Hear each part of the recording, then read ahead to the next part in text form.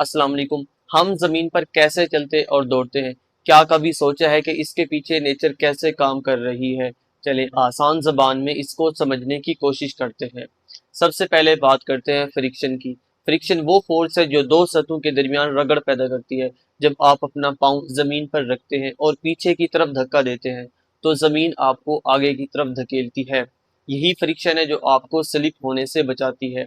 अगर फ्रिक्शन न हो तो क्या होगा? आप चल ही नहीं सकेंगे, बिल्कुल बर्फ पर फिसलने जैसा हाल होगा। दूसरी अहम चीज है न्यूटन का थर्ड लॉ, जिसके मुताबिक हर एक्शन के बराबर और मुखालिफ रद्द अमल होता है। जब आप जमीन को पीछे की तरफ धक्का देते हैं तो जमीन आपको उतनी ही कुव्वत से आगे की तरफ धकेलती है और यही आपकी हरकत का असल राज है। अब तीसरी चीज है बॉडी बैलेंस और सेंटर ऑफ मास। जब आप चलते हैं आपका जिस्म मुसलसल आगे की तरफ थोड़ा सा झुकता है। आप अपने वजन को एक पाँव से दूसरे पाँव पर मुंतकिल करते हैं। ये एक कंट्रोल्ड फॉल प्रोसेस है, यानी हकीकत में आप हर कदम के साथ थोड़ा सा गिरते हैं और फिर खुद को संभालते हैं। इसलिए चलना एक सादा अमल नहीं बल्कि फ्रिक्शन फोर्सेस और बैलेंस का एक खूबसूरत कॉम्बिनेशन है।